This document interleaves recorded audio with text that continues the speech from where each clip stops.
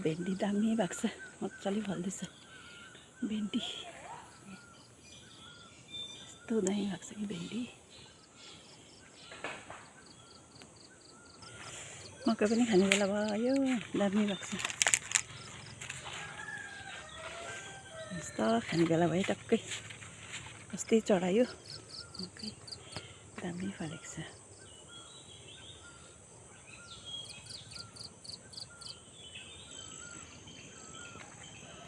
बाँदर आएछ, बा मकै खायो कि भनेर यसो निस्किएको बारीमा।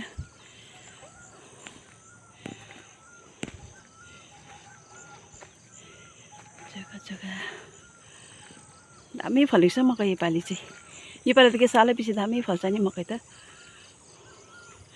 पोहोर त बँदेलले सबै सकेको थियो, थिएन यतातिर मकै, सबै बँदेलले सकेको थियो। यतातिर डाङडुङ खाएको थियो। यत्रो मकै छर्नुपर्छ, बँदेलले एकै रातमा उठाइदिन्छ। यति डरलाग्दो आउँछ कि आउनु पनि 10-12 जस्तो आउँछ बँदेल आयो भने।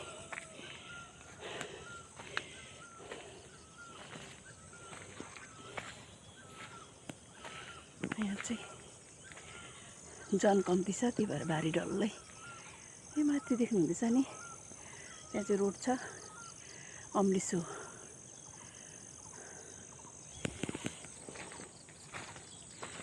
यो चाहिँ मेरो पानीको ट्याङ्की, यहाँ छ ट्याङ्की। यस्तो स्वादले फलेको छ मकै।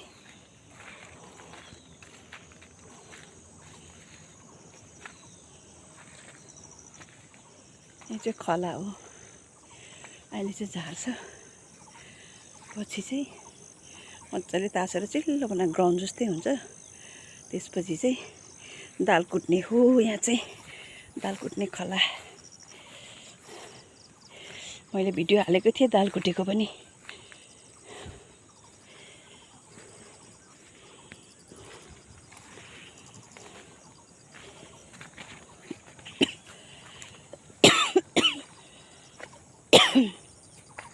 आज चाहिँ भूमिरास हो।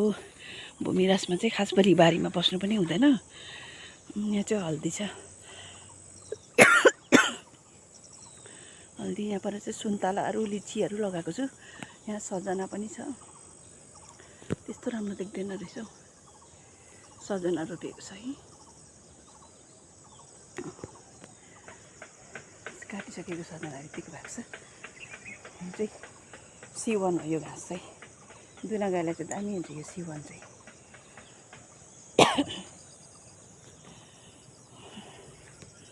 माथि सबै अम्लिसो बारी हो, त्यहाँदेखि उता पनि छ ठुलो ढ्याप्स। जमिन त ठुलो छ नि, त्यो जङ्गल।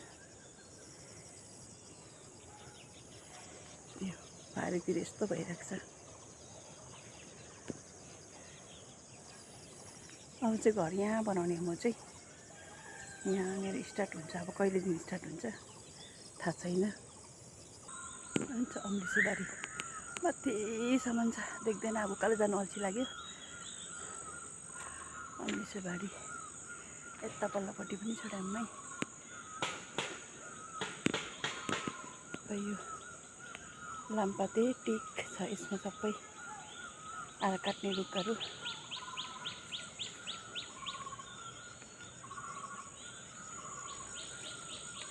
बाँदरले मकै खाइछ। कति बेला आयो बाँदर याद भएन। यो चाहिँ गिनी हो, यो चाहिँ कलिलोमा राम्रो हुन्छ। यो गिनीको घाँस चाहिँ दुना गाईलाई छिपेपछि चाहिँ राम्रो हुँदैन। यसले चाहिँ कलिलोमा चाहिँ अलिक दुध आउँछ, छिपेपछि चाहिँ अलिक ड्राई हुन्छ नि त यो घाँस चाहिँ, त्यही भएर त्यस्तो राम्रो दुध चाहिँ आउँदैन यसमा। यहाँ तल चाहिँ मकै खाएछ। कुकुर त छ नि, भत्त कुकुर कहाँबाट आएर बसेको है, काम लाग्दैन। अन्त बाँधा देख्यो भने रुन्छ हो, यो कुकुर चाहिँ बाँधा देख्यो भने रुन्छ। मकै यहीँ खाएको छ बाँदरले।